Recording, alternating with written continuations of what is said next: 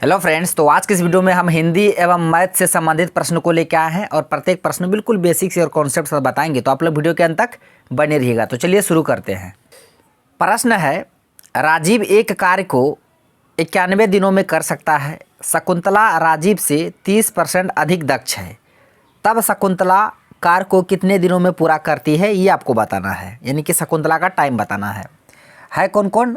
राजीव और शकुंतला। बिल्कुल आराम से प्रश्न में बोला गया शकुंतला राजीव से 30% अधिक दक्ष है, यानी कि शकुंतला जो है राजीव से 30% अधिक है। अगर हम राजीव का एफिशिएंसी मान लेते हैं 100, तो शकुंतला 130 हो जाएगा, क्योंकि प्रश्न में बोला गया 30% अधिक है। तो यहाँ से अगर इसको काटिएगा, 0 से 0 कट जाएगा। ये तो हो गया राजीव और शकुंतला का एफिशिएंसी का रेशियो। किसका? एफिशिएंसी का। हमको पता है कि एफिशिएंसी के जस्ट अपोजिट होता है टाइम का रेशियो। यहाँ से अगर हम टाइम का रेशियो निकालते हैं तो ये 10:13 है एफिशिएंसी का, तो टाइम का अनुपात हो जाएगा 13:10। अब आगे बोला गया है कि राजीव एक कार्य को 91 दिनों में कर सकता है। तो राजीव 91 दिनों में कर सकता है। यहाँ राजीव का समय कितना? 13। यही 13 का वैल्यू कितना दिया हुआ? 91। तो कितना गुना है? ये 13 से 91 हो गया, तो हम कह सकते हैं यहाँ के 7 गुना है। 13 से 91। तो उसी तरह अगर हमको शकुंतला का समय निकालना, तो शकुंतला को भी 7 गुना कर दीजिए, तो शकुंतला का टाइम आ जाएगा। समझ रहे हैं ना? तो इसका अगर 7 गुना कीजिएगा, 10 7 70, यानी शकुंतला उस कार्य को कितने दिनों में करेगा? 70 दिन में। तो इसका जो आंसर होगा ऑप्शन सी इसका करेक्ट आंसर हो गया। आई होप आप ये प्रश्न को समझ गए होंगे। एक बार और, राजीव और शकुंतला। प्रश्न में बोला गया शकुंतला राजीव से 30% अधिक है, यानी शकुंतला राजीव से 30% अधिक है। राजीव 100, शकुंतला 130। तो ये यहाँ से 0 0 कट गया, तो ये एफिशिएंसी का रेशियो है। हमको पता है कि एफिशिएंसी का जस्ट अपोजिट टाइम होता है, तो टाइम का रेशियो हो जाएगा 13:10। यहाँ बोला गया कि राजीव कार्य को 91 दिनों में करता है, तो यहाँ 13 का वैल्यू 91, 7 गुना हो रहा है। उसी तरह 10 का वैल्यू 70। तो इसका आंसर ऑप्शन सी हो गया। अब बढ़ते हैं अगले प्रश्न की ओर। प्रश्न ये हिंदी से है। आज का टॉपिक है हिंदी में, दोनों से संबंधित प्रश्न को लेकर आए हैं। पूर्व दिशा में ही सूर्य उदय होता है, वाक्य में प्रयुक्त रेखांकित शब्द का विलोम बताना, उल्टा बताना। यहाँ पे मतलब रेखांकित क्या गया है इस वर्ड में? शब्द है उदय, उदय का आपको उल्टा बताना है। तो हमको पता है सूर्य पूर्व में उदय होता है, उसका उल्टा होता है अस्त। उदय का उल्टा क्या होता है? अस्त। अस्त पश्चिम में, उदय पूर्व में। तो याद रखिएगा, उदय का उल्टा होगा अस्त। तो लुप्त नहीं होगा, अंतर्धान नहीं होगा, तिरोहित नहीं होगा। इसका आंसर ऑप्शन सी हो जाएगा, अस्त। उदय का उल्टा अस्त। तो आजकल पहले डायरेक्ट वर्ड पूछ लिया जाता था, उसका उल्टा बताना था। अब आजकल ना सेंटेंस में दे देंगे, तब उसका अंडरलाइन कर देंगे, तब आपको बताना होगा कि इसका क्या बताना है, पर्यायवाची बताना है कि उल्टा बताना है। अब आ गया फिर मैथ का प्रश्न। प्रश्न है, y का मान ज्ञात कीजिए यदि y का 9% 6.3 है। y का मान आपको निकालना है। तो y का प्रश्न में बोला गया है 9%, परसेंट मतलब बट्टे 100। तो 9% का वैल्यू कितना है? 6.3 है। तो यहाँ से अगर दशमलव उड़ाइएगा तो नीचे में 10 बैठेगा, क्योंकि दशमलव एक अंक है। तो यहाँ 1 0 से 1 0 कट जाएगा, और फिर 9 से 63, 7 12 में कट जाएगा। तो 7 गुना 10 हो जाएगा। तो y का मान फाइनली कितना आ जाएगा? 10 7 70 आ जाएगा। तो यही y का मान आपको निकालना था। तो इसका आंसर ऑप्शन ए हो गया। आसान प्रश्न था। जो करने योग्य हो उसके लिए उचित शब्द बताइए। यह अनेक शब्दों के बदले एक शब्द से संबंधित प्रश्न है। जो करने योग्य उसे कहते हैं करणीय। जो करने योग्य क्या कहते हैं? करणीय। तो करणीय होता कैसे? क र मूर्धन्य न दीर्घई की यो। तो करणीय ऐसे लिखा जाएगा। तो ऑप्शन में कारणीय है, यहाँ भी करणीय है, यहाँ करणीय है। ऐसा नहीं होगा, ऐसा वाला होगा ऑप्शन ए वाला, जैसे लिखा गया है ना, क र मूर्धन्य न दीर्घई यो। तो ऐसे होगा करणीय, जो करने योग्य हो। अगर वीडियो पसंद आ रहा तो लाइक भी कर दीजिएगा, साथ साथ शेयर भी कर दीजिएगा। प्रश्न फिर आ गया मैथ से संबंधित। पहले ही बोले एक मैथ एक हिंदी, एक मैथ एक हिंदी। बिल्कुल आराम से, आपको हड़बड़ाना नहीं है। यदि 12 पुरुष एक कार्य को 20 दिनों में कर सकते हैं, तो 15 पुरुष उसी कार्य को कितने दिनों में करेंगे? ये भी आसान है। 12 पुरुष है, 12 इसमें बैठे, ये वाला फॉर्मूला पता है कौन वाला फॉर्मूला? M1D1 बट्टे W1 पढ़े होंगे। M2D2 बट्टे W2। यहाँ M से मैन, D से डे, बट्टे वर्क W। उसी तरह M1 पहले 12 पुरुष है, तो M का जगह 12 रखेंगे। कितने दिन? तो 20 दिन। एक काम को ना बट्टे 1 बराबर, फिर कहता 15 व्यक्ति कितने दिन में? तो x दिन निकाल लेते, बट्टे 1। 1 से 1 खत्म। अब यहाँ देखिए काटिए, 5 चौके 20, 5 दिया 15, फिर 3 से 12, 4 बार में, तो 4 चौके 16। तो x का मान फाइनली कितना आ गया? 16। तो 16 दिन में करेंगे, तो इसका आंसर ऑप्शन बी हो जाएगा। प्रश्न ये फिर आ गया मैथ का, लीजिए। एक साइकिल प्रॉफिट एंड लॉस से संबंधित प्रश्न है। एक साइकिल 1800 रुपया में खरीद कर 12% लाभ पर बेच दिया, तो उसका विक्रय मूल्य कितना होगा? तो आपको विक्रय मूल्य निकालना है, सेलिंग प्राइस निकालना है। हम लोग पता है सेलिंग प्राइस कैसे निकालते हैं, तो सीपी कितना 1800, उसका 12% प्रॉफिट हो रहा है ना, 12% प्रॉफिट हम लोग क्या 112 में बेच रहे हैं हम, बट्टे 100, 2 जीरो से 2 जीरो खत्म। अब 112 गुना 18 कीजिए कितना होगा, 18 गुना 112, तो 8 2 9 16 6, लेकिन यूनिट डिजिट हम पता है कि यहाँ 6 आएगा। अब देखिए किस ऑप्शन में यूनिट डिजिट 6 है, यहाँ 4 है तो होगा नहीं, यहाँ 8 है तो होगा नहीं, यहाँ 2 है तो होगा। हम पूरा गुना क्या करेंगे, इसका आंसर ऑप्शन बी हो जाएगा, बस यूनिट डिजिट 2016 हो जाएगा जब इसको आपस में गुना कीजिएगा। तो इस तरह से आपको बनाना है ना, इन्हें पूरा गुना करने लगी, ये समय चल रहा है जा रहा है।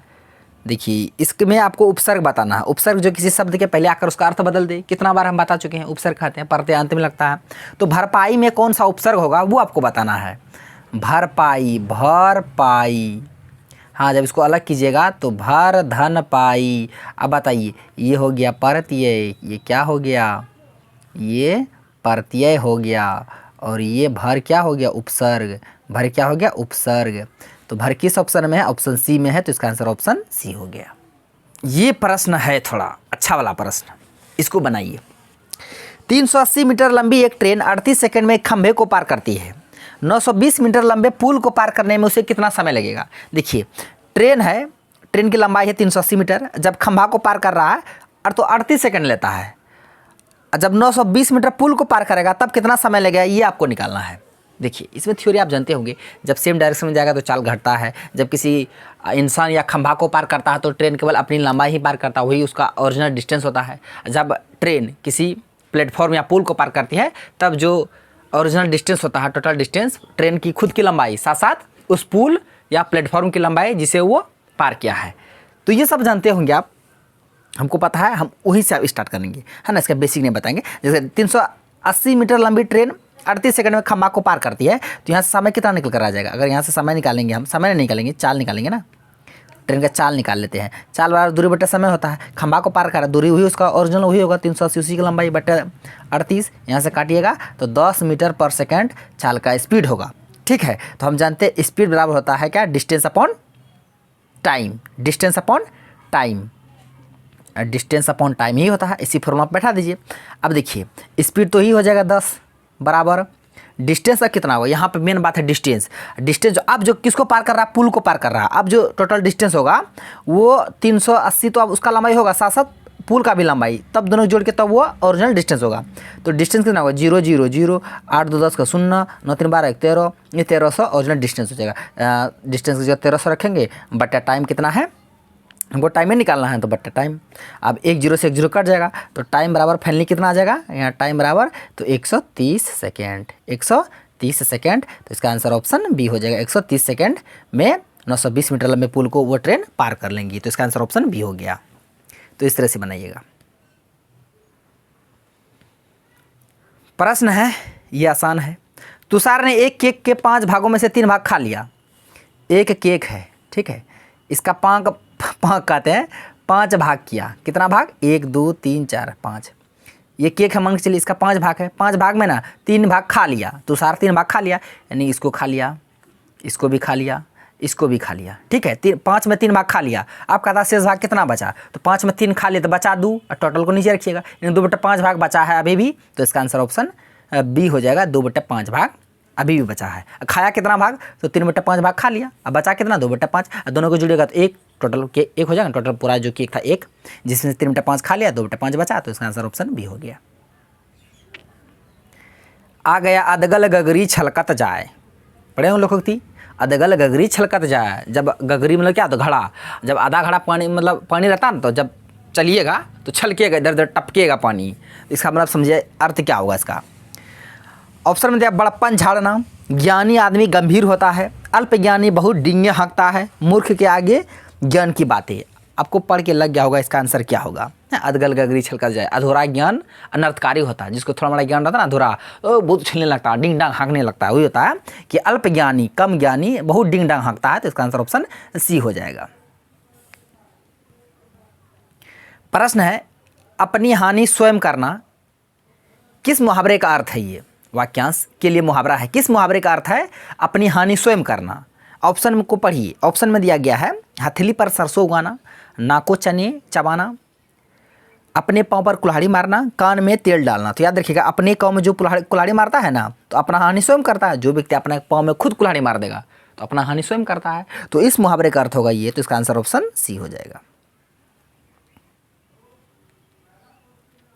प्रश्न, अन्न जल में कौन सा समास है? समास दो या दो से अधिक पदों की मेल से बने पद को हम लोग समास कहते हैं।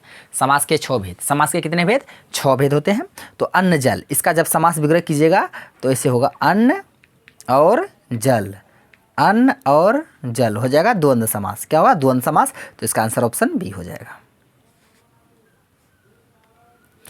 प्रश्न है, सत धन चरित्र होता है सच्चरित्र। कभी कभी ऐसे इसका संधि विच्छेद पूछेगा एग्जाम में, तो वर्ड दे देगा संधि विच्छेद करना। सच्चरित्र का कीजिएगा सत, तो में हलंत धन चरित्र हो जाएगा सच्चरित्र। अब बताइए इसमें कौन सा संधि है? स्वर संधि, व्यंजन, विसर्ग या दीर्घ है। तो यहाँ पे हम जानते हैं हलंत आ गया, तो हलंत आ गया व्यंजन संधि होगा। इसका आंसर ऑप्शन बी हो जाएगा। संधि के 3 भेद, स्वर संधि, व्यंजन संधि, विसर्ग संधि। चिरंतन का उल्टा बताना है। चिरंतन का उल्टा, चिंतन में पता क्या होता है? इसको पुरातन भी बोल सकते हैं। क्या? पुरातन, चिरंतन। जो पुराने समय से चलता आ रहा है, कभी खत्म नहीं, पुराने समय से चलता आ रहा है, उसे बोलते चिरंतन। इसका उल्टा होता है नासवर। क्या होता है? नासवर। ठीक है, नासवर इसका करेक्ट आंसर हो जाएगा। तो फ्रेंड्स, आज का प्रश्न बस यहीं तक था। Thanks for watching video. धन्यवाद। अब मिलते हैं नेक्स्ट वीडियो में नेक्स्ट टॉपिक के साथ।